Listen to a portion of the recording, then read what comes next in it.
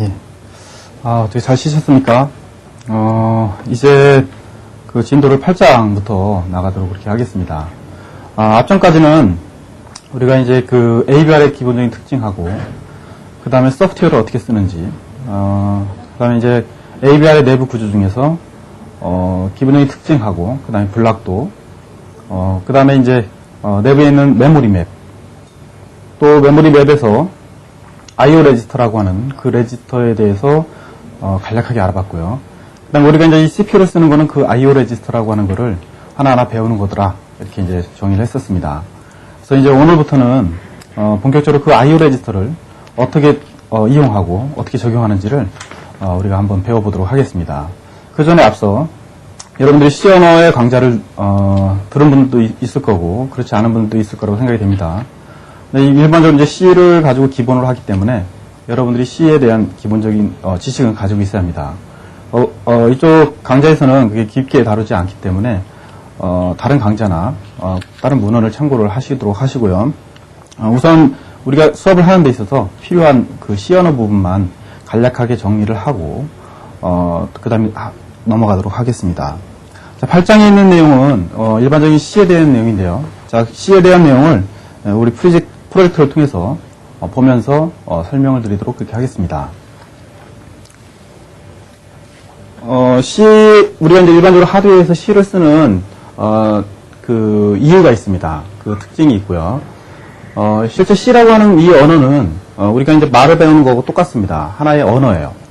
사람하고 기계하고의 커뮤니케이션을 하기 위한 하나의 언어입니다. 그래서 기계한테 우리가 명령어를 내리고 그 다음에 그 기계가 그 명령어를 받아서 우리가 원하는 동작을 해줄 수 있도록 하는 중간에 그 대화, 매체라고 하는 거죠. 그래서 요즘 최근에도 C를 많이 사용을 하고 있는데요. 이 C 언어는 하드웨어에 아주 근접한 그런 언어입니다. 그래서 그 실제 이 C를 그래서 이제 하드웨어 쪽에 많이 적용을 하고 있죠.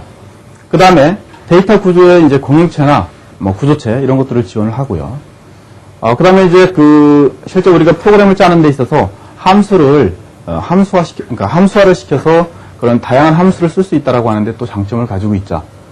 그 다음에 이제 다양한 연산자를 가지고 있고요. 그 다음에 이제 명쾌한, 구조를, 가지고 있습니다. 그 다음에 이제, 간결하고 일괄된 데이터 처리 방법을 적용을 하고 있고요. 그 다음에 제일 중요한 부분이 바로 이 부분인 것 같은데요. 다이나믹한 메모리 관리를 할 수 있다라고 하는 게 C의 장점입니다.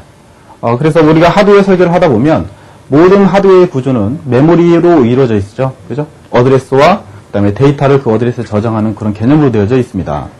그래서 내가 필요한 메모리를 할당을 해서 여러분들이 자연스럽게 쓸 수 있는 그런 개념이 강하다라고 하는 거죠. 그게 이제 우리가 C에서 포인터 개념을 채택해서 쓰기 때문에 그렇죠.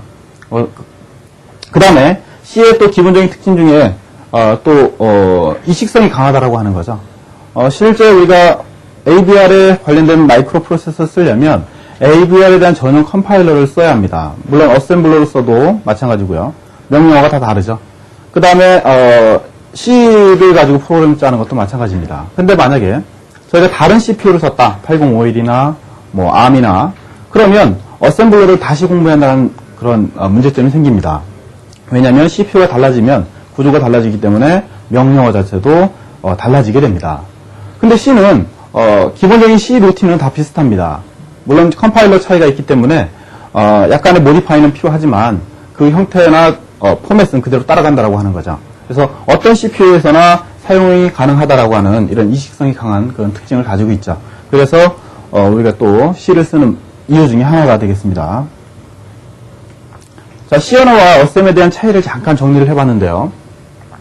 어셈블러 언어는 이식성이 좀 낮습니다. 그리고 대폭적인 수정이 불가피하죠. 그죠? 그래서 거의 CPU가 바뀌게 되면 새로 프로그래밍을 해야 한다라고 하는 그런 단점을 가지고 있죠.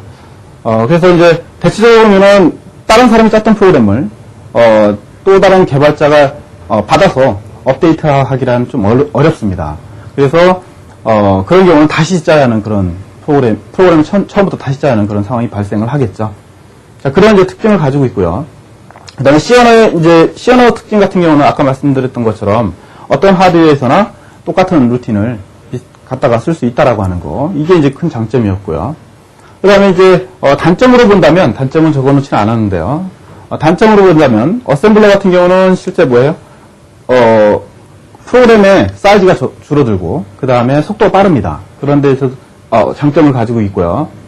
그 다음에, 시어너의 그 단점 같은 경우는, 시어너의 단점 같은 경우는, 시어너를 가지고 프로그램을 짠다라고 한다면, 프로그램의 사이즈가 커집니다. 그리고, 프로그램의 전체 실행 속도가 또 길어지게 돼요. 그래서 정밀한 제어를 할 때는 좀 어려운 그런 상황이 있죠. 그래서 요즘 나오는 거는 이제 C하고 어셈하고 같이, 플러스에서 쓰는 경우로 많이 쓰고 있죠. 그래서 C 속에다가 어셈블러를 추가해서, 속도가 빠르게 요하는 부분이나, 정밀한 제어를 원하는 부분들은 어셈블러를 포함시켜서 쓰는 개념으로 사용을 하고 있습니다. 자, 변수인데요. C에서 사용되는 변수라고 하는 게 있는데, 변수는 말 그대로 변하는 숫자입니다. 그래서 실제 이 변수라고 하는 거를 우리가 쓸 때는 영문자를 쓰게 되어져 있죠. 그 다음에 숫자도 가능합니다. 근데 영문자는 반드시 우리가 변수 선언할 때는 반드시 영문자를 우선으로 나와야 하고요. 그 다음에 영문자는 대소문자 구분이 가능합니다. 그래서 대문자와 소문자는 변수가 서로 다르게 표현을 하더라. 그리고 언더바도 하나의 영문자로 취급을 합니다. 그리고 모든 변수는, C에서 사용되는 모든 변수는 뭐예요? 사용되기 전에 반드시 선언을 해야 한다라고 하는 거. 변수가 어떤 타입인지를 모르면 C는 그거를 처리할 수가 없습니다. 그래서 변수라고 하는 거는 반드시 사용하기 전에 선언을 해야 하더라. 자, 그러면 이제 또 이 C에서 이제 함수라는 개념이 있는데요. 여러분들 이제 함수라는 개념을 잠깐 보도록 하겠습니다. 여러분들 프로그램을 쭉 이렇게 이제 수행을 해가고 있어요. 근데 1초마다, 그러니까 1초씩 지연하는 시간이 필요하다라고 생각을 해보십시다. 그러면 내가 가다가 프로그램 짜다가 이쪽에 또 1초를 지연하는 프로그램을 짜고요. 그 다음 쫙 가다가 또 1초를 지연하는 프로그램을 또 짭니다. 쭉 가다가 또 1초를 지연하는 프로그램을 또 짜요. 자, 그러면 어떤 현상이 일어나냐면 여기서 프로그램을 쭉 전체적으로 똑같은 동작을 여러 번 프로그램을 반복하다 보면 프로그램 사이즈도 커지고 그렇겠죠? 그래서 이거를 하나의 함수화 개념으로 바꿉니다. 함수는 이렇게 이제 함수명을 쓰고요. 그 다음에 타입을 쓰고, 그 다음에 이제 중괄호로 해서 끝까지 해서 1초를 지연하는 함수를 하나 만들어 놓게 되는 거죠. 그래서 프로그램상에서는 하나의 프로그램만 존재하게 되는 겁니다. 그리고 내가 이제 프로그램을 처리해 가면서 1초가 필요해 그러면 이 함수를 호출했다가 이 내용을 처리를 하고 다시 돌아옵니다. 그 다음 쭉 가다가 또 1초가 필요해요. 그러면 딜레이 함수 가서 1초를 지연하고 다시 내려옵니다. 쭉 가다 또 1초가 필요해요. 그럼 또 가서 이 내용을 한번 처리하고 다시 내려와요. 그러면 기존에 1초를 지연한 함수를 여러 번 쓴 것보다는 아주 간략하게 되어 있다고 하는 걸 우리가 알 수 있죠. 자, 이런 개념으로 짜는 게 함수의 개념입니다. 근데 함수의 개념은 이와 같이 가서 한번 처리하고 끝나는 경우가 있고요. 자, 이와 같은 두 가지 개념인데, 자, 이 개념은 뭐냐면, 내가 필요한 시간이 이제 1초예요. 가다가 또 2초가 필요합니다. 또 3초가 필요해요. 그러면 이제 프로그램이 달라진다라고 하는 걸 우리가 알 수 있을 겁니다. 근데 이거를 어떤 형식으로 하냐면, 1초를 지연하는 시간을 함수를 기본으로 놓습니다.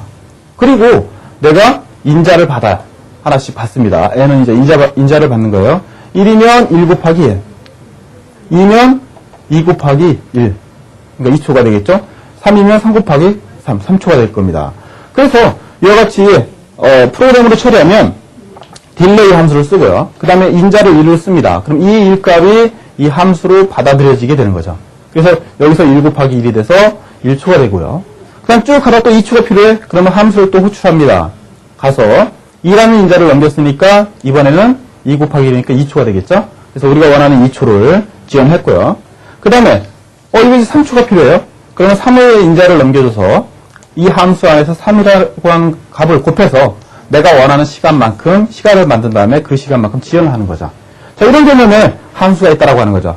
그래서 이거는 좀 개념이 다르죠? 이거는 고정되어 있는 값이고요. 그냥 가서 처리만 하고 끝나지만 이 값은 어때요? 내가 원하는 인자를 넘겨서 처리하더라. 지금 현재는 딜레이 타임만 가지고 예를 들었지만 더하기나 이런 연산에 관련된 것도 넘길 수가 있고요. 여러 가지 인자를 넘겨서 내가 이 함수에서 처리를 할 수 있더라 라고 하는 거죠. 이런 개념의 함수를 우리가 쓸 수 있기 때문에 이게 C의 큰 장점이다 라고 하는 겁니다. 자, 그러면 C에 대한 기본적인 루틴을 잠깐 살펴보도록 하겠습니다. 처음에 우리가 이제 include에서 그 IO 레지스터에 대한 내용을 다 포함을 시켜주고 C 속에다가요. 그 다음에 define 합니다. 그래서 define이라는 문장은 포트 PA를 1로 넣겠다 그 소리입니다. 그러면 항상 C 안에서의 PA는 1이 됩니다. 그리고 변수 선언을 하죠. 이게 이제 변수입니다. A라는 값은 항상 변화를 갖게 돼 있어요. 그리고 현재는 문자형으로 표현을 해놨습니다. 뒤에서 이제 문자형의 개념을 뒤에서 보도록 할게요. 그 다음에 void 썸이라는 함수를 썼네요. 자, 이게 함수입니다. 여기서부터 여기까지 시작과 끝을 알려주게 되죠. 그리고 안에 들어갔더니 뭐예요? 변수 선언을 했죠. 그리고 A가 2, B가 3, 그 다음에 C 이렇게 써놨네요. 그 다음에 A하고 B를 더해서 C에 넣고요. 자, 그 다음에 C를 리턴했습니다. 자, 이렇게 이따가 이제 설명을 이따 더 자세하게 보도록 하고요. 이렇게 함수에 썼습니다. 더하는 함수요. 그 다음에 메인 함수에 들어갔어요. 메인 함수도 마찬가지 시작해서 끝까지 알려주게 되고요. 그 다음에 변수를 선언합니다. 이렇게요. 지금 현재는 정수형으로 선언되어 있네요. 인테저. 자, I, T, J.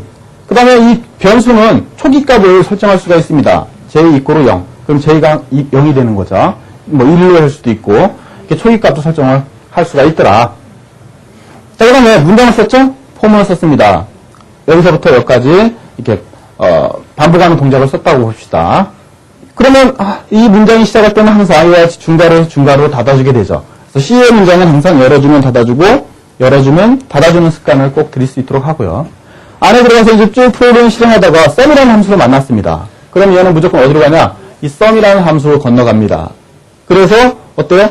이 두 개의 변수 값을 더합니다. 2하고 3을 더하면 5가 되겠죠.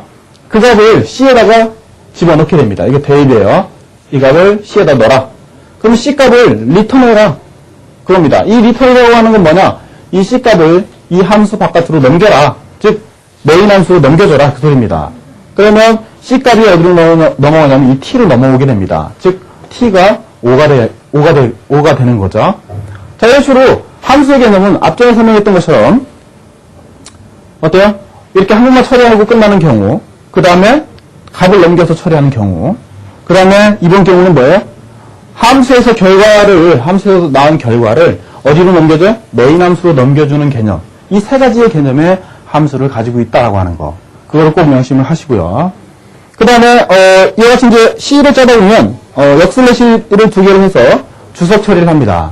주석은 이제 설명문이에요. 컴파일러에서는 전혀 처리를 하지 않고요. 여러분들이 보기 위한 주석문이라고 보시면 되겠습니다. 자, 이런 식으로 되어 있고요. 여기서 또 한 가지 알아야 할 건 이 변수들입니다. 자, 이와 같이 함수 내에 써있는 이 변수들을 우리가 지역 변수라고 합니다. 이 함수 속에 들어있는 이런 변수를 지역 변수라고 하고요. 이 지역에서만 통용이 됩니다. 이 지역에서만 통용이 되고요. 자, 이 위에 있는 함수 바깥에 있는 이런 변수들은 우리가 전역 변수, 글로벌 변수 이렇게 얘기를 합니다. 그래서 이런 전역 변수 같은 경우는 어느 함수 속에서나 똑같이 이 형태의 포맷을 갖게 됩니다. 그래서 만약에 A를 썼는데 또 여기다가 인테저 A를 썼다. 지금 현재 이 경우죠. 이 경우는 에러가 납니다. 그렇겠죠? 여기서도 A가 변수로 써놨고 여기도 인테저로 써놓으니까 서로가 안 맞겠죠. 그래서 이런 경우는 이 A를 여기서 사용되지 않는 변수명으로 바꿔주셔야겠죠. 그죠? 뭐 F로 바꾸던가 여러 가지 다양한 변수로 바꿔주시면 되겠죠. 자, 그러면 데이터의 형태를 잠깐 보도록 하겠습니다. 데이터의 종류인데요.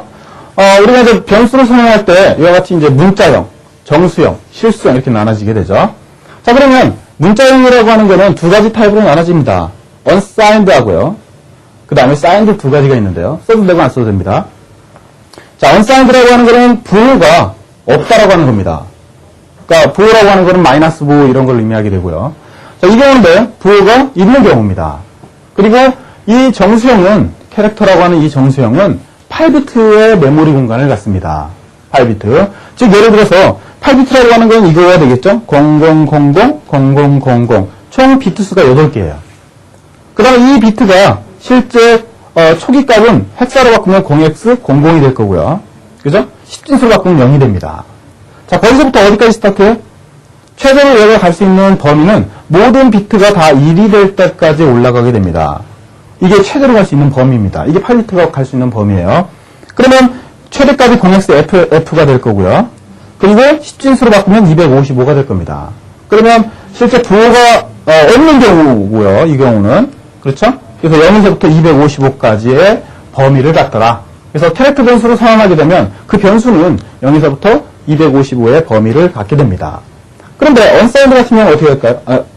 그 signed 같은 경우는 이 경우는 부호가 있는 경우입니다. 이 경우는 마이너스 127에서부터 128에서부터 127까지 이렇게 범위를 갖죠. 뒤에 이제 나오니까 그때 다시 언급을 해드릴게요. 자, 정수형도 마찬가지입니다. 정수형은 총 16비트로 구성되어 있습니다. 16비트로. 그래서 얘도 unsigned하고 signed 두 가지가 있고요. 그래서 16비트인 경우는 바로 정수형을 또 쓰더라. 범위는 이제 뒤에 정리를 좀 해놨,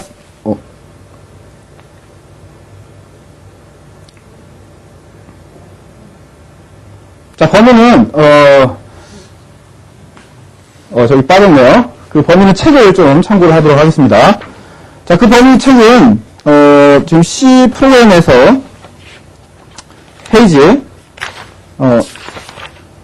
109페이지를 참고를 좀 하시면 될 것 같습니다.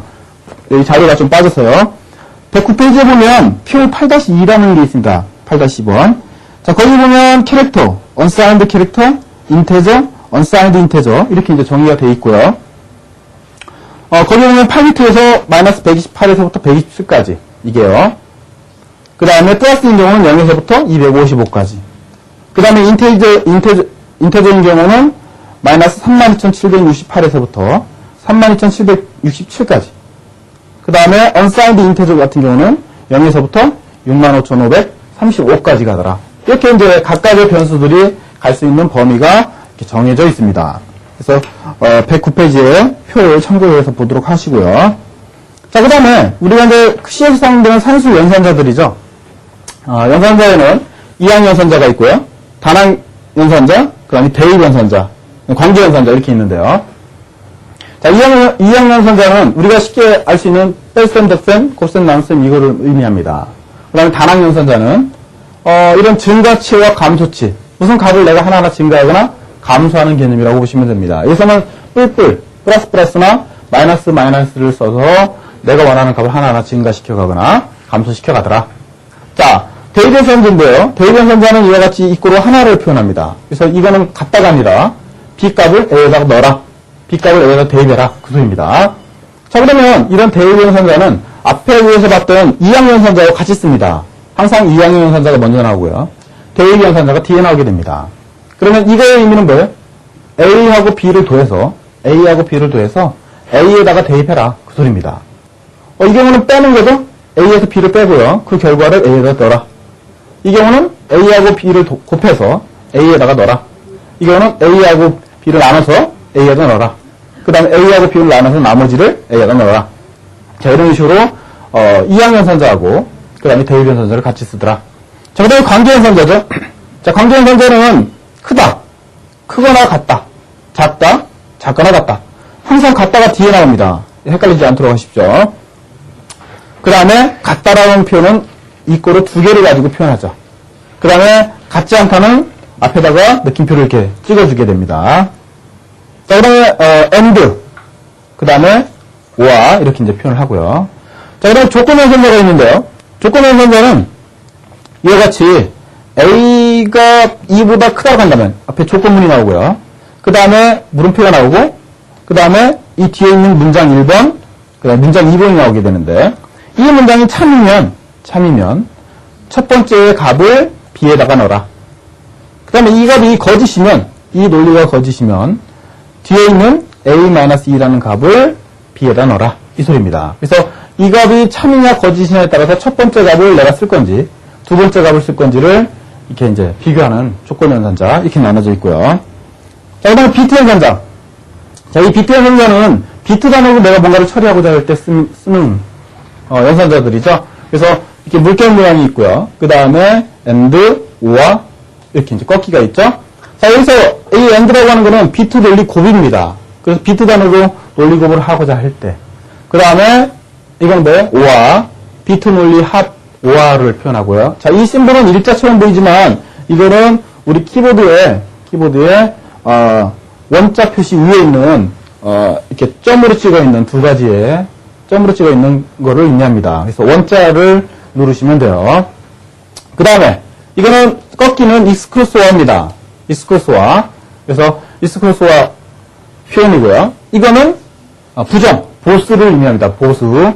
그래서 보수라고 하는 거는 항상 반전되는 거죠. 1이면 0, 0이면 1. 그래서 내가 반전시켜서 그 결과를 쓰고자 할 때는 이와 같이 물결 모양을 표현을 하게 됩니다. 자, 그러면 시프트 연산자. 이 시프트 연산자는 우리 하드웨어에서는 상당히 많이 쓰고 있는 그런 연산자죠. 내가 데이터의 비트를 이동시킬 때 쓰는 겁니다. 그래서 꺾기 모양의 이렇게 이제 우시프트냐 좌시프트냐에 따라서 꺾기 모양 쪽으로 이렇게 빼쪽간 쪽으로 시프트하는 그런 개념이 됩니다. 자, 예를 들어서요. A가 0x 01이야. 그럼 이거를 시프트해라. 한 비트 시프트해라. 이 뒤에 있는 건 비트입니다. 몇 비트 시프트해라. 자, A라는 값을 1비트 시프트하래요. 예를 들어서 A가 00000001이 되겠죠. 01이니까요. 자, 이 값을 한 비트 시프트하래요. 그럼 어떻게 돼요? 이 1이 바로 두 번째 비트로 넘어가게 됩니다. 그렇죠? 이렇게 이제 바로 현재의 상태고 처리된 결과가 한 비트가 이동된 상태를 보여줍니다. 만약에 내가 2를 그러면 두 번째 비트까지 올라가겠죠? 그래서 뒤에 있는 거는 내가 시프트할 비트의 수를 말하게 된다라고 하는 거. 자, 이런 식으로 해서 내가 비트를 좌측으로, 우측으로 이동시키는 그런 기능을 시프트 연산자를 통해서 우리가 하더라. 이따가 한번 써보도록 하겠습니다. 자, 그 다음에, 제일 구조문들이 있어요. 우리 C에서는. 처음에 이제 if문이 나오는데요. if문은 조건을 비교하는 겁니다. 만약 조건식이 참이면 수행문을 해라. 예를 들어서 프로차트는 이렇죠? 조건식이 참이면 수행문을 하고요. 그렇지 않으면 건너가게 됩니다. 자, 그 다음에, 만약 조건식이 참이면 수행문 1번을 하고요. 거짓이면 수행문 2번을 해라. 그래서 if, else로 표현을 하게 되죠. 그래서, 프로차트로 보면 조건식이 참이면 수행문 1번을, 그렇지 않으면 두 번째 거를 수행을 해라. 이렇게 이제 표현을 하는 거죠. 그래서 이거 아니면 이거를 처리할 수 있도록 if, else 문을 쓰더라. 자, 그 다음에 내가 뭔가를 계속 비교할 사항이 생겼어요. 그런 경우는 이렇게 else if로 바꿉니다. if 조건식, else if, else if, else if 이렇게 나가다가 마지막에 else로 해서 끝납니다. 그래서 조건식이 1번이 참이면 수행문 1번을, 그렇지 않고 만약 조건식 2번이 참이면 수행문 2번을, 그렇지 않고 만약 내려가다가 조건식 n이 참이면 수행문 n번을 해라. 그렇지 않으면 마지막 문을 수행해라. 이렇게 해서 계속 내가 뭔가를 비교할 때 if, else 문을, else if 문을 써가면 됩니다. 프로차트는 이렇죠? 조건식, 수행문 1번, 2번, 2번 해당하는 부분을 처리하도록. 자, 그 다음에 스위치 케이스문입니다. 스위치 케이스문은 우리가 또 C에서 많이 쓰고 있는 문장 중에 하나죠. 그래서 이와 같이 스위치 케이스문은 열고요, 닫습니다. 그리고 수식이 상수식 1번하고 똑같으면 수식값이 상수식 1번하고 똑같으면 수행문 1번을 해라. 그 다음에 수식이 상수식 2번하고 똑같다라고 한다면 수행문 2번을 처리해라. 이런 식으로 해당하는 곳으로 바로 건너가게 됩니다. 자기에 해당하는 위치로. 그리고 그 결과를 다 처리한 다음에 뭐예요? 뒤에 브레이크문을 만나죠. 자, 이 브레이크는 이 문장, 한 문장을 빠져나가라. 무조건 빠져나갑니다. 이후 불문하고요. 그래서 브레이크문을 수행문을 하고 바로 빠져나가는 그런 기능이 되겠죠.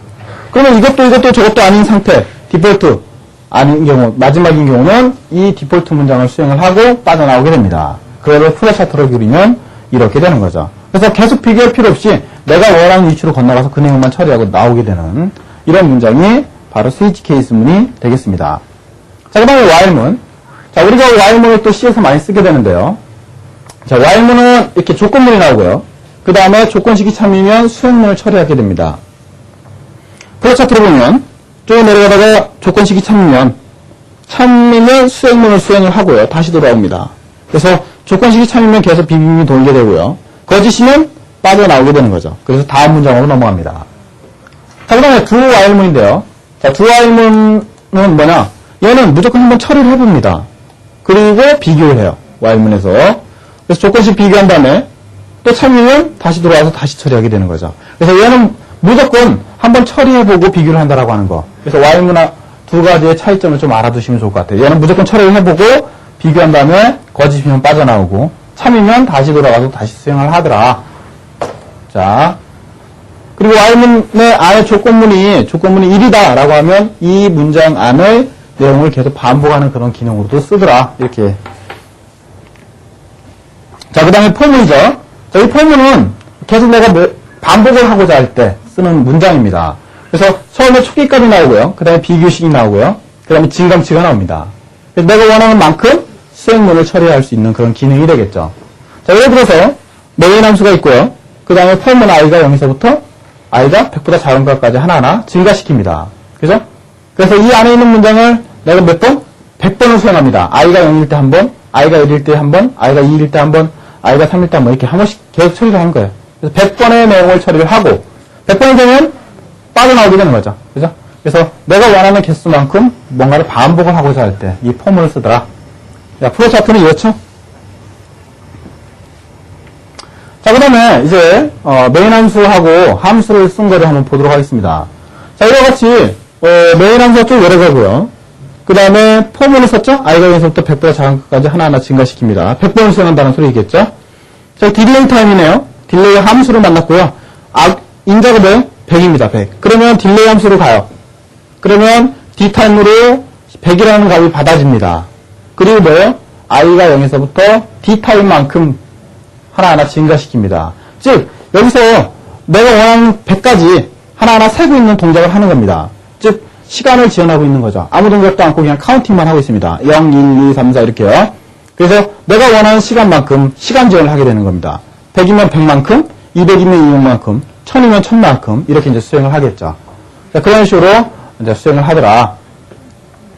자, 그 다음에 이제 쭉 내려가서 썸이라는 함수를 만났네요. 그럼 썸으로 내려갑니다. 두 개를 더해요. 그죠? 그래서 3이 되고요. 3이라는 값을 리턴합니다. 리턴에서 3이라는 값이 넘어오게 되고요. 그 값이 P1이라고 하는 대로 들어가게 되는 거죠. 자, 이런 식으로 함수의 개념은 내가 인자를 넘겨서 처리할 수도 있고요. 그 다음에 여기 인자를 넘겨서 결과를 다시 함수로 받아들이거나 이렇게 할 수도 있더라. 정리를 하시면 될 것 같습니다. 자, 여기까지가 이제 기본적인 C 내용이고요. 더 자세한 거는 C 문헌을 좀 참고를 할 수 있도록 하고요. 우리가 사용하는 코드 비전의 컴파일러의 특징을 몇 가지만 살펴보도록 하겠습니다. 이 코드 비전 C 컴파일러는 통합 환경이고요. ABR용. 그 다음에 이제 ISP 같은 그런 프로그램을 라이팅하는 그런 기능들이 들어있고요. 통신 프로그램이 들어있다고 했었죠. 그 다음에 표준 라이브러리 외에도 여러 가지 주변 소자를 제어하는 라이브러리를 포함하고 있습니다. 예를 들어서 LCD를 제어하는 함수들, 그 다음에 필립스 I2C라고 하는 버스를 지원하는 함수들, 그 다음에 온도 센서들, 그 다음에 RTC, 리얼타임 클럭이죠. 시계 같은 거 만들 때 쓰는 그 칩들이죠.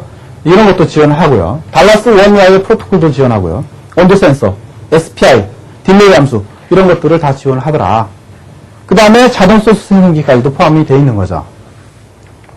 자, 그 다음에 상수식 표현은 이 컴파일러에서는 이렇게 합니다. 2진수를 할 때는 앞에다 0B를 쓰고요. 16진수를 할 때는 0X를 쓰고요. 그 다음에 8진수를 할 때는 5자를 쓰고요. 그 다음에 unsigned 인테저를 표현할 때는 뒤에가 U자만 붙입니다. long 인테저는 L자를 붙이고요. unsigned long 인테저는 UL로 붙이고요. floating 포인트 상수는 F로 붙입니다. 그 다음에 실수형 말하는 거죠. 그 다음에 문자 상수는 이와 같이 일종 따옴표로 표현합니다. 자, 이거는 일종 따옴표로 표현하게 되는데, 일종 따옴표들은 A에 대한 ASCII 코드 값을 의미합니다. 그래서 우리 컴퓨터의 코드 값하고 딱 맞게 떨어지게 나오게 되죠. A자. 그 다음에 문자의 상수는 이제 문자의 상수에다가 이중 따옴표를 치게 됩니다. 이렇게. 그래서 이중 따옴표를 쳐서 문자를 표현하더라. 그리고 이 이중 따옴표 친 이 값들은 다 플래시 메모리에 저장되게 됩니다. 그 다음에 우리가 이제 행렬 변수가 있어요. 행렬 변수는 이와 같이 변수를 쓰고요. 타입을 쓰고, 그 다음에 행렬명을 쓰고요. 그 다음에 이와 같이 대괄호로 해서 그 행렬의 개수를 써주게 됩니다. 32개면 행렬의 개수가 지금 32개다. 그러니까 하나의 메모리 공간을 32개를 분할을 해놓는 거라고 보시면 돼요. 자, 그러면 이거는 어때요? 안에 개수를 써도 되고 안 써도 됩니다. 안 쓰는 경우는 뒤에 있는 개수만큼 자기가 메모리에 그 할당을 해놓습니다. 1, 2, 3이라고 하는 값을 3개의 메모리에다가 쪼개서 넣어놓게 되는 거죠. 그 다음에 이와 같이 값을 넣어놔도 됩니다. 2, 그러면 이때 뒤에 들어가는 값은 2개가 들어가야 한다라고 하는 거. 물론 3개 값이라도 상관없습니다. 근데 이 정의된 값보다 적게 들어가 있으면 문제가 됩니다. 많게 들어가 있으면. 이 값보다 이 뒤에 있는 값이 많게 들어가 있으면 그때는 문제가 생기겠죠. 근데 적게 들어간 경우는 뒤에 나머지는 0으로 채워지기 때문에 문제가 없죠. 그 다음에 이와 같이 이제 스트링으로도 표현이 가능합니다. 이 정도 안 표친다 했었죠? 그 다음에 얘는 2차원 배열까지도 먹습니다. 그래서 2, 3 이렇게 쓸 수가 있고요. 그러면 하나, 2개가 되고요. 그죠? 그 다음에 3 하나당 3개씩 들어있죠. 그죠? 이와 같이 2차원 배열까지도 지원을 하더라. 자, 그러면 비트 변수도 지원을 합니다. 그래서 이 컴파일러에서는 비트로 선언이 가능해요. 비트로 쓸 때는 이와 같이 앞에다 비트만 씁니다. 비트 변수 쓰고요. 초기값 써도 되고 안 써도 되고. 아시겠죠? 그리고 이 비트 변수들은 메모리상에 어느 위치에 할당이 되느냐? 레지스터, 앞전에 제너럴 퍼포스 레지스터라는 게 있었죠? 거기에 R2하고 R15에 사용이 되고요. 비트 하나당 R2에 한 비트, R2에 두 번째 비트 이렇게 이제 하나씩 할당을 하죠. 총 얘가 저장될 수 있는 양은 112비트까지도 할당을 할 수가 있고요. 그 다음에 모든 변수는 전업 변수로 선언을 해야 합니다. 비트 변수는, 로컬 변수는 여기서는 먹지 않아요. 그래서 사용하실 때 비트 변수로, 글로벌 변수로, 전업 변수로 함수 바깥에다가 선언을 해줘라. 그 다음에 비트 단위 제어를 우리가 또 할 수가 있는데, IO 레지스터를요. 비트 단위로 이제 제어할 때는 이와 같이 뒤에 점을 찍고 해당하는 비트만 쓰시면 됩니다. 그래서 DDR이다. 그럼 DDR D.0. 그러면 0번 비트를 의미하겠죠? 거기다 1을 넣어라. 그 소리입니다. 그러면 포트 D에 0번 비트를 1로 넣기 때문에 출력으로 쓰겠다. 그 소리죠? 그 다음에 DDR.2번 비트에다가 1을 넣었어요. 그죠? 0을 넣었어요. 그러면 이 경우는 내가 입력으로 쓰겠다. 포트 2를 입력으로 쓰겠다. 그 소리죠? 0이면 입력, 1이면 출력했었죠. 그 다음에 이 경우는 어떻게 돼요? 포트 D에다가 0을 넣었어요. 포트 D, 0에다가 1을 넣었어요. 그러면 어떻게 돼요? 포트 D의 0번째 비트를 내가 1로 출력하겠다. 그 소리입니다. 자, 이 경우는 어떻게 될까요? 핀 D, 1. 이 경우는 D 포트의 1번 비트를 입력으로 받는데 그 입력된 값이 1이냐 0이냐라고 하는 것을 체크하는 겁니다. 그래서 1이냐 0이냐에 따라서 이 안에 있는 내용을 처리하려고 이렇게 하는 거죠. 입력을 할 때는 핀, 출력할 때는 포트, 방향을 설정할 때는 DDR이라고 했었죠. 자, 그다음에 이 필름의 내부에다가 프로그램을 이제 쓸 수가 있는데 라이팅을 할 수가 있는데요. 자, 이 필름이라고 하는 거를 이 필름을 사용할 때는 변수 앞에 전업 변수입니다. 전업 변수 앞에 이 필름이라는 키워드를 쓰시기만 하면 돼요. 예를 들어 드릴게요. ALFA를 인테저로 사용했는데 앞에 이 필름이라고 했었어요. 그러면 이 값은 어디에 저장이 되느냐? 이 필름에 저장이 되게 됩니다. 그래서 내부 이 필름에 저 값을 저장을 해서 쓸 수가 있겠고요. 스트링까지도 이 필름에다가 저장할 수가 있어요. 그래서 변수 앞에 이와 같이 키워드를 넣으시면 해당하는 변수가 저장되는 위치가 이 필름 쪽으로 가더라. 그 다음에 C에서 어셈블러를 추가할 수가 있다고 했었죠? 어셈블러 추가 시에는 샵 어셈을 쓰고요. 그 다음에 마지막에 엔드 어셈으로 끝냅니다. 예를 들어서 자, 이렇게 어셈 시작했고요. 어셈블러를 넣었습니다. NOP는 아무 동작도 안 하는 그런 노 오퍼레이션 동작이고요. 어셈블러. 그 다음에 샵 엔드 어셈으로 끝냅니다. 이와 같이 C 속에 어셈블러를 넣을 때는 시작과 끝을 넣고요. 이 안에서는 어셈블러의 개념으로 바뀝니다. 그래서 이 안에서 주석을 처리하거나 그러면 동작하지 않아요. 항상 이 안에는 어셈을 써버리면 이 안에는 어셈의 역할로 변하기 때문에 그 안에는 C의 내용을 쓸 수가 없게 된다라고 하는 거 꼭 명심하십시오. 그 다음에 마지막으로 딜레이 함수죠. 이 컴파일러는 딜레이 함수를 제공합니다. 두 가지만 제공해요. 미리세컨드만큼 내가 지원을 하고자 할 때, 마이크로세컨드 지원하고자 할 때, 그래서 여기다 값만 써주시면 해당하는 시간만큼 지원을 하더라. 자, 거기까지가 여러분들이 기본적으로 알아야 될 C의 내용이었었고요. 그 내용이 어디까지 갔냐면 여러분들 책으로 보면 127회까지, 그 다음에 128페이지까지 넘어간 겁니다. 자, 그러면 이제 포트 제어를 한번 해보도록 하겠습니다. C 프로그램을 이제 사용을 해서 이제 IO 포트라고 하는 걸 제어 한번 해보려고 하는 겁니다. 뭐 책으로 보면은 128페이지에 있는 내용이고요. 자, IO 포트는 앞전에 잠깐 언급을 했었죠. 그래서 실제 이렇게 2313T에 포트가 B포트하고요. 8개가 있었죠. 그 다음에 D포트 0번, 1번, 2번, 3번, 4번, 5번, 6번까지 있었고요. 이 포트를 통해서 우리가 이 핀에다가 5V 혹은 0V를 출력을 해보자. 혹은 이 핀의 상태를 입력을 받아보자 라고 하는 거죠. 자, 그러면 이 포트는 우리가 앞전에 설명했던 것처럼 두 가지가 있었죠. 입력을 할 때, 출력을 할 때, 그죠? 그래서 내부에 풀업장이 달려있다라고 했었고요. 자, 입력을 할 때는 DDR이 0이면 된다고 했었죠. 그래서 스위치가 닫히고, 그 다음에 포트가 0이냐 1이냐에 따라서 0이면 밑에 스위치가 열리고요. 그죠? 그 다음에 1이면 밑에 스위치가 닫힙니다. 그래서 입력일 때는 풀업장을 쓸 건지 말 건지를 얘가 결정을 하더라.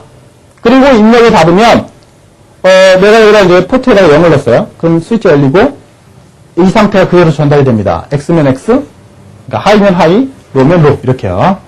근데 여기다 1을 넣게 되면 뭐가 돼요? 항상 하이가 돼 있죠. 그 다음에 이거를 접지로 묶어버리면 여기가 로로 떨어지게 됩니다. 그런 식으로 이제 입력을 받을 수가 있고요. 이 경우는 이제 출력인 경우죠? 출력인 경우는 DDR이 1이고요. 그죠? 그 다음에 이 스위치가 열릴 거고, 밑에 있는 스위치가 닫힐 겁니다. 그 다음에 포트에다 1을 넣으면 그 1값이 바로 어떻게 돼요? 비트를 통해서 외부 핀으로 출력이 되더라. 0이면 0이라는 신호가 출력이 되고 이렇게 되는 거죠. 그래서 입력과 출력에 대한 내용을 좀 보여놨고요. 자, 그러면 이러한 그 포트를 사용하는데 우리가 필요한 레지스터가 있습니다. 이 레지스터는 IO 레지스터 안에 들어있고요. 주소를 보게 되면 18, 그 다음에 17, 그 다음에 16이라고 하는 주소 안에 들어있습니다. 그리고 각각의 이 메모리들은 총 8비트 구성으로 되어 있어요. 이렇게. 그리고 이 비트들은 뭘 의미하느냐? 각각의 포트를 의미합니다. 아까 우리가 봤던 이 포트들을 이 포트를 의미하게 되는 거죠. 이 핀 8개. 그래서 총 8비트로 구성이 되어 있고요. 포트 P, 그 다음에 DDR-B도 마찬가지예요. DDR-B도 마찬가지고요. 그 다음에 핀 B도 마찬가지입니다. 이렇게 되어 있습니다. 그리고 앞에 있는 밑에 있는 0이라고 하는 건 초기값이에요. 처음에 0으로 세팅이 되어 있습니다. 얘도 마찬가지고요. 그러면 DDR이 0이니까 다 입력으로 설정이 되어 있다고 하는 거죠. 그래서 반드시 처음에 출력을 하려면 이 DDR 레지스터를 수정을 한 다음에 여러분들이 쓰셔야 한다고 하는 거. B번 포트하고 D번 포트 다 마찬가지입니다. 자, 그러면 우리가 이제 이 포트에다가 회로를 어떻게 연결했냐면 이렇게 연결을 했습니다. 이게 지금 LED 8개를 다른 거고요. 그죠? 그래서 여기다 VCC를 달았습니다. 이게 5V고요. 5V가 이렇게 타고서 이렇게 쭉 내려서 CPU소로 들어옵니다. 그 다음에 LED가 8개가 지금 포트 B에다가 다 연결을 했고요. 그 다음에 이거를 크리스탈, 그래서 4MHz를 달았고요. 그 다음에 리셋 회로입니다. 그래서 평상시에 여기가 풀업장에 달려있으니까 하이가 떠 있을 겁니다. 그래서 리셋을 하려면 스위치를 닫으면 이렇게 전류가 흘러서 여기가 0으로 떨어지게 되죠. 리셋이 걸립니다. 그리고 그 하이로 떨어지는 거를 안전하게 하기 위해서 콘덴서를 하나 달아줬고요. 전원 달았고요. 그 다음에 여기에 MISO, SCK를 이와 같이 ISP 포트로 연결했더라. 그래서 프린터 포트를 통해서 프로그램을 칩 속에 라이팅할 때 저 포트를 사용을 하게 되는 거죠. 자, 이렇게 연결했고요. 앞전에 봤던 게 이거죠. 그죠? 기본적인 회로고요. ISP 포트. 자, ISP의 회로를 잠깐 제가 올려놨는데요. 프린터 포트에서 통해서 나와서, 그 다음에 74HC244를 통해서, 이게 버퍼가죠? 버퍼를 통해서 바로 내려온 커넥터를 어디다 연결한다고요? 바로 여기다 연결만 하시면 프로그램을 라이팅을 쉽게 할 수가 있겠죠. 자, 그런 식으로 이제 연결이 되어 있으면 우리가 프로그램을 하나 짜보도록 하겠습니다. 자, 프로그램은 141페이지의 연습 문제 1번인데요. 지금 현재 이와 같이 프로그램을 짜보자 이겁니다. 포트에다가 00001, 그 다음에 그게 이제 0x01이 되겠죠? 000010, 0x02고요. 000100이면 04, 그 다음에 000100이면 08, 그 다음에 10, 20, 40, 80 이렇게 순서대로 뿌려보자 이겁니다. 그러면 여기가 하이가 출력이 되면 어떻게 돼요? 하이가 출력, 여기가 하이가, 이게 이제 하이가 이렇게 쭉 이동하는 것처럼 보여주는 거죠. 자, 회로 넘어가서, 여기 핀에 0000, 0001 이렇게 출력하자 그 소리입니다. 그럼 여기가 1이면 어떻게 돼요? 이전하고 다 똑같습니다. 하이니까. 그래서 얘는 LED가 켜져 있지 않게 되는 거죠. 그리고 나머지 부분만 다 불이 들어와 있게 됩니다. 왜냐하면 노고가 됐으니까 전압은 높은 데서 낮은 데로 흘러서 흘러 들어가기 때문에 바로 그때 LED가 발광을 하게 된다라고 하는 거. 그러면 이걸로 순서로 본다면 어때요? 첫 번째 거가 불이 꺼지고요. 두 번째 거 꺼지고요. 세 번째 거 꺼지고요. 네 번째 거 꺼지고 이렇게 순서대로 꺼져가서 다음 거가 꺼지면 어떻게 하자고요? 다시 원래대로 내려와서 이렇게 계속 이동해서 불이 꺼지는 거가 이동하는 거를 한번 짜보자. 프로그램을 짜보자. 이 소리입니다. 이해 가셨나요? 자, 그런 식으로 해서 쭉 이렇게 LED가 꺼져 있는 상태를 계속 이동하는 거를 짜보자. 이 소리입니다. 자, 그러면 이제 프로그램으로 넘어가서 한번 보도록 하겠습니다. 자, 나머지는 여러분이 다 설정을 해서, 소스까지 만들어졌습니다. 그래서, 여기 딜레이 함수 넣었고요. 자, 메인 함수 나왔습니다. 그리고, 처음에 이와 같이 초기값을 선언합니다. 초기값을. 그죠? 변수죠? 저게. 캐릭터 변수로 사용되었기 때문에 총 8비트가 될 겁니다. A라는 변수가 초기값이 지금 8비트예요. 다시 정리하면 0000, 1이 되겠죠? 그죠? 0000, 1이 됩니다. 자, 이 값을 A라는 메모리 공간에다가 집어넣는 거가 되겠죠? 그래서 A가 지금 현재 이 값이 됩니다. 그 다음에, DDR-B. 이거는 앞전에 우리가 실험을 했었죠? 상태가 어떻게 출력되는지를 보려고 하는 거니까요. 이거를 이제 F로 이렇게 표현을 해놓겠습니다. 다 출력을 해서 하이를 내보내면 불이 다 꺼져 있게 되겠죠? 그 다음에 DDR이 1이니까 다 출력을 의미하게 되겠고요.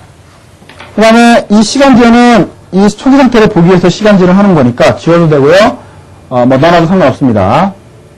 자, 그 다음에 자, 메인 함수 안에 이제 while문으로 넘어왔어요. while문이 1이니까 뭐예요? 여기서부터 여기까지 1000이니까 계속 반복을 합니다. 자, 들어가자마자 뭘 했냐면 포트 B에다가 A라는 변수에 들어있는 값을 포트 B에다가 넣어놓게 됩니다. 그러면 초기 상태까지 어떻게 되냐면 이렇게 됐겠죠? 0000, 1 이렇게 됐을 겁니다. 그래서 처음 거가 불이 꺼지고 1이면 불이 꺼진다 했었죠? 0이면 다 켜져 있을 겁니다. 그 다음에 1초를 제한하고요. 그죠? 1초를 제한하고 물어봅니다. 만약에 A라는 값이 0x80이냐? 지금 현재 0x01이죠? 그래서 얘는 무시를 합니다. 어디로 넘어요? if else니까 else 문장으로 넘어오죠. 거짓이니까. 그래서 A라는 거를 어떻게 하자고요? 한 비트 이동시키세요. 이동시키면 어떻게 될까요? 바로 이 상태가 되겠죠? 0000, 1, 01, 10 이렇게 될 겁니다. 자, 시프트죠. 아까 봤습니다. 한 비트 시프트 시켰고요. 그걸 다시 돌아가서 포트 B에다 뿌리는 거니까 어떻게 돼요? 여기가 이제 01이 아니라 10으로 이렇게 바뀌어 있겠죠. 그 다음에 또 내려와서 0x80이 아니죠? 어떻게 해요? 하나를 또 이동시킵니다. 1, 이렇게 되겠죠. 그죠? 그 다음에 또 돌아가서 또 뿌려요. 그러면 그 다음번에 내용이 1이 될 겁니다. 이렇게요. 자, 이런 과정을 통해서 어디까지 얘가 가냐면 제일 꼭대기까지 이렇게 갔다 봅시다. 이렇게 왔어요. 자, 그러면 최상위만 불이 지금 꺼진 거고요. 나머지 켜졌겠죠? 그다가 비교문을 내렸더니 A가 0x80이네요. 이게 80이죠? 그래서 A를 뭘로 바꿔요? 0x01로 바꿉니다. 원래 초기 상태로 바꾸게 되는 거죠. 그럼 초기 상태가 지금 현재 이렇게 바뀔 겁니다. 0000, 1 이렇게 바뀔 겁니다. 그래서 원래 상태로 돌아가게 되는 거죠. 그래서 내가 초기 상태까지 몇이냐를 딱 비교해서, 그러니까 최대로 올라간 값이냐 아니냐를 비교해서, 아니면 시프트 하고요. 기면 초기 값으로 돌려줘라. 이런 거를 의미합니다. 자, 이렇게 해서 이제 프로그램을 우리가 짤 수가 있다라고 하는 거. 그러면 여러분들이, 이번에는 이거를 반대로 상위 비트에서부터 하이 비트로 이렇게 쭉 내려가는 걸 짤 수가 있겠죠. 그죠? 그래서 상위 비트가 1인 경우는 초기값이 뭐예요? 80이 될 겁니다. 그래서 이번에는 반대로 해서 이렇게 위에서부터 내려오는 시프트니까, 그죠? 반대로 시프트죠? 그래서 반대로 시프트하고, 그 다음에 제일 마지막 값이 몇이냐면 0x01이 됩니다. 그죠? 이 값이면 어떻게 하자고요? 다시 805로 해주자. 이렇게 바꾸시면 되겠죠? 자, 한번 수정해볼까요?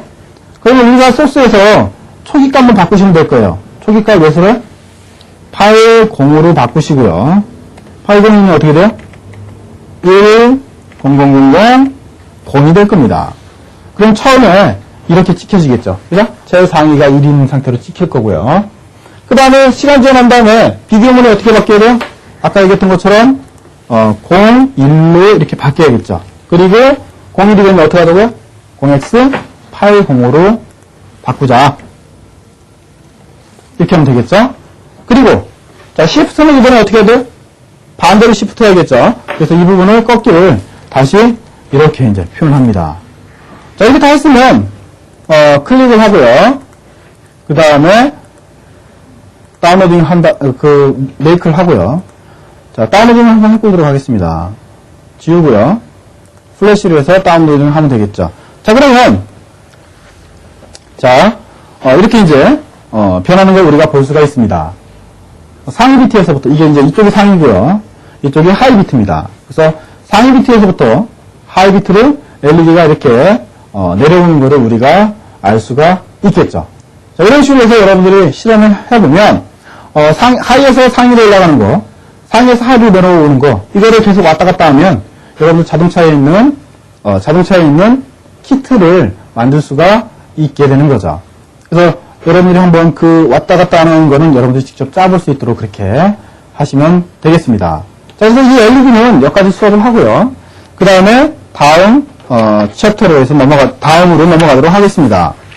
자, 다음 뭐냐면 여러분들 145페이지에 있는 내용입니다. 자, 145페이지. 145페이지에 있는 거는 세븐 세그먼트의 내용입니다. 그래서 세븐 세그먼트의 그 프로그램을 여러분들이 이제 어떻게 짜는지, 그리고 세븐 세그먼트라고 하는 걸 어떻게 제어하는지를 한번 보도록 하겠습니다. 자, 세븐 세그먼트는 지금 현재 이 보드에 이걸 입력이 되어 있죠. 그래서 여러분들이 현업에서 계측기에 숫자를 표현하거나 영자를 표현하거나 할 때 사용되는 게 바로 이 세븐 세그먼트입니다. 지금 현재는 하나짜리지만 이게 뭐 2개, 3개, 아니면 4개, 5개 이런 식으로 모듈로해서 붙어있는 것들이 많이 있죠. 현재 우리는 기초니까 하나짜리만 제어하는 거하고 구조만 살펴보도록 하겠습니다. 자, 자세한 거는 프로젝트로 넘어가서 보시고요. 프로그램은 이따가 내용을 다 본 다음에 보도록 하겠습니다. 여러분 책으로는 145페이지를 참고로 하시면 되겠습니다. 자, 그러면 지금 현재 세븐 세그먼트인데요. 이와 같이 지금 이 세븐 세그먼트 안에는 LED가 8개가 들어가 있습니다. 그래서 그 LED의 순서를 A, B, C, D, E, F, G 이 점이 하나 있는데 점은 H입니다. 약간 흙이 나왔는데요. 여러분 자료를 좀 참고를 하십시오. 자, 그래서 순서가 이렇게 다 정해졌습니다. 그래서 총 8개의 LED가 박혀있다라고 보시면 됩니다. 그럼 내가 해당하는 LED의 불만 두르면 1자가 만들 수도 있고요. 0자를 만들 수도 있고요. 2자도 만들 수 있고, 이렇게 다양한 글자를 만들 수가 있게 되겠죠. 자, 이거를 LED를 정면에 보고요. 뒤에 있는, 뒷부분을 보면, 뒤에 다리가 위에 쪽이 5개, 밑에 쪽이 5개가 있습니다. 가운데 있는 다리는 공통단자예요. 붙어 있고요. 그 다음에 순서는 A, B, C, D, E, F, G, H. 자, 이 점이 가까운 데 있다고 해서 H가 여기 있고요. 그 다음에 마지막에 이 두 자리만 FG만 바꿔주시면 됩니다. 나머지는 시계 방향으로 이렇게 돌리시면 돼요. 자, 그렇게 이해하시면 되고요. 자, 이 세븐 세그먼트는 크게 2가지 모델로 나눠집니다. 2가지 모델로. 자, 첫 번째가 이거고요. 그죠? 자, 첫 번째가, 콤먼 단자가 이렇게 다 붙어 있는 겁니다. 에너드 쪽이. 그 다음에 이 경우는 캐스트 쪽이 다 붙어 있는 거예요. 그래서 에너드 컴먼, 캐스트 컴먼 이렇게 2가지로 나눠지고요. 자, 이게 세븐 세그먼트죠? 그래서, 캐스트 컴먼, 에너드 컴먼은 에너드 쪽에 VCC를 달고 가까이 가려다가 로 신호만 넣어주면 불이 들어옵니다. 자, 이 경우는 캐스트 쪽에 접지를 묶고요.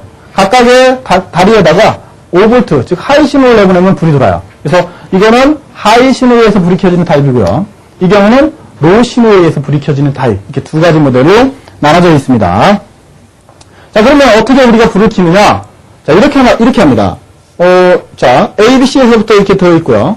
해당하는 위치에만 불이 들어오면 되죠? 그래서 G1하고 H만 불이 안 들어오면 됩니다. 그게 0이죠? 그래서 11, 11, 11 이렇게 하면 되고요. 그 다음에 2를 켜고 싶어. 그럼 B, C만 1이고요. 그죠? 나머지는 다 0이 되면 됩니다. 그런 식으로 해서 쭉 F까지 조합을 하고요. 그때 헥사값을 구합니다. 몇이요?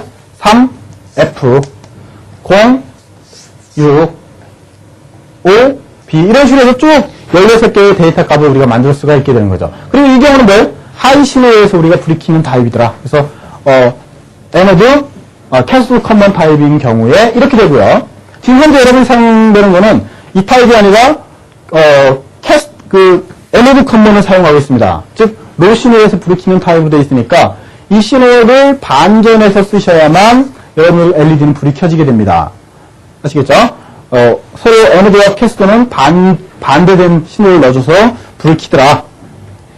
자, 그러면 회로를 이렇게 연결을 했습니다. 지금 현재요. 그죠? 회로를 이렇게 연결했어요. 그리고 포트 B번 썼습니다. ABCD에서 연결을 했고요. VCC를 달았으니까 뭐예요? 여기다가 로 신호를 줘서 불을 켜야 한다라. 근데 앞에 우리가 이 봤던 테이블은 뭐예요? 하이 신호에서 불을 켜기 때문에 이거를 반전해서 출력하거나 아니면 반대 신호로 바꿔서 출력을 하시면 되겠습니다. 자, 그러면 프로그램으로 넘어가 볼까요? 자, 프로그램으로 넘어가 보면 지금 현재 이와 같이 제가 프로그램을 미리 준비를 해놨습니다. 자료는 거기 147페이지를 보시면 되고요. 자, 그러면 여기에 보면 뭐가 나왔냐면 이렇게 이제 딜레이 타임을 잡아줬고요. 배열을 썼네요. 세일. 그리고 배열 안에다가 앞전에 얘기했던 그 값을 다 집어넣습니다. 자, 근데 현재 이 값을 아까 우리가 테이블로 봤던 값을 다 반전시켜 놓은 겁니다. 반전시켜 놓은 거예요. 그리고 메인 함수 들어갔고요. 자, 출력으로 설정했고요. 그 다음에 while문으로 내려왔고요. 그 다음에 여기서 폼은 i가 0에서부터 i가 16보다 작은 것까지 하나하나 증가시킵니다. 총 16개를 돌리는 거죠. 그 다음에 0을 넣었어요. 그럼 어떻게 돼요? 자, 0을 넣으면 첫 번째에 있는 값을 뿌리게 되고요. 1이면 두 번째 거, 세 번째 거 이렇게 순서대로 뿌리게 되죠. 그래서 지금 배열에 0번, 배열 1번, 2번, 3번, 4번에서 총 16개의 글자를 출력을 하더라 라고 하는 거죠. 자, 그래서 이거를 수행을 해보시고요. 여러분들이 0에서부터 F까지 변환된다라고 하는 걸 알 수가 있을 겁니다. 자, 그 다음에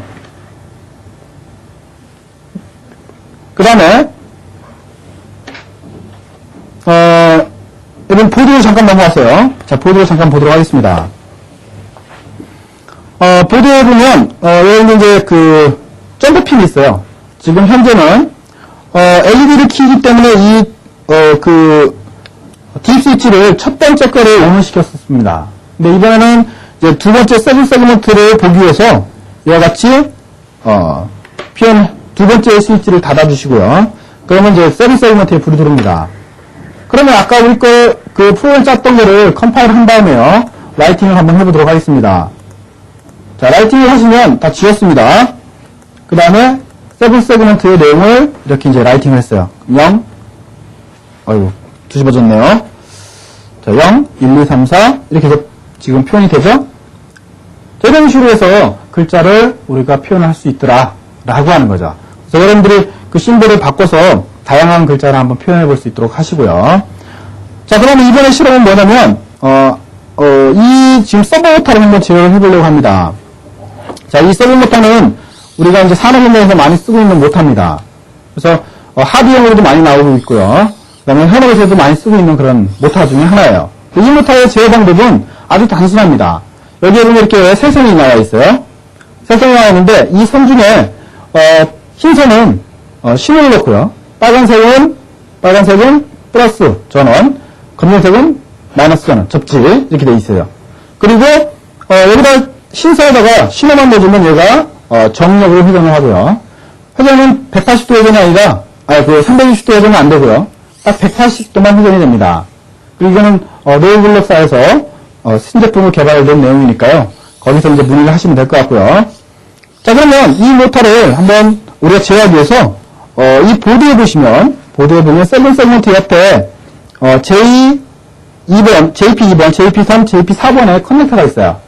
자, 거기다가 극성이 바뀌지 않도록 이렇게 꽂아주시기만 하면 됩니다. 이런 식으로요.